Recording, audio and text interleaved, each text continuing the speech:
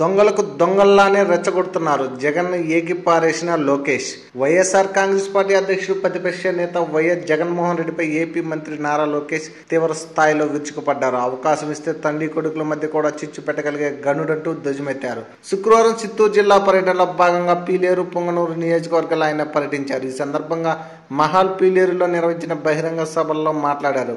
జగన్ దొంగ పత్రిక కుల మత ప్రాంతాల పేరిట రెచ్చగొట్టి ప్రజలను విడదీసి ప్రయత్నం చేస్తుందని మండిపడ్డారు. పట్టిసీమ నీళ్లు వచ్చే అవకాశం లేదని, రాయలసీమలో పట్టిసీమతో గోదావరి జలాలు రాయలసీమకు తరలిస్తున్నారని, కోస్తాలో ప్రజలను రెచ్చగొట్టే ప్రయత్నం చేస్తారన్నారు.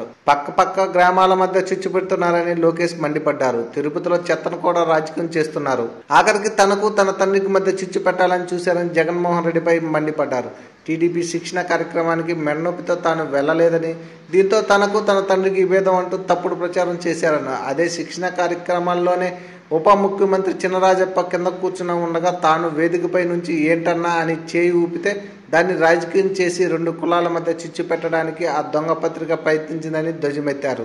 తాను పుట్టే నాటికే తన తాత ముఖ్యమంత్రి అని, తన చెడ్డీతో స్కూల్కి వెళ్లే సమయానికి తన తండ్రి ముఖ్యమంత్రిని గుర్తు చేశారు. తనపై ఏనాడైనా అవినీతి ఆరోపణలు వచ్చాయని ప్రశ్నించారు. 2014 తర్వాత తనపై తప్పుడు ఆరోపణలు చేస్తున్నారని, వాటిని రుజువు చేయాలని చర్చకు రమ్మని 24 గంటలు గడువిచ్చినా ఎవరూ ముందుకు రాలేదని లోకేష్ అన్నారు. దొంగలకు అందరూ దొంగల్లాగానే కనిపిస్తారని ఎద్దేవా వేశారు లోకేష్. 16,000 కోట్ల లోటు బడ్జెట్ ఉన్న సీఎం 25,000 కోట్ల మేర రుణమాఫీ చేశారని, ప్రతి సంక్షేమ పథకంలో ప్రజలు పొందుతున్న లబ్ధిని అనేక రెట్లు పెంచారని గుర్తు చేశారు. రుణమాఫీలో వైసీపీ ఎమ్మెల్యేలు కూడా లబ్ధి పొందారని, త్వరలోనే వారి జాబితా బయట పెడతామని చెప్పారు. 34 ఏళ్ల వయసున్న తాను 67 ఏళ్ల చంద్రబాబు వేగాన్ని అందుకోలేకపోతున్నానని లోకేష్ అన్నారు.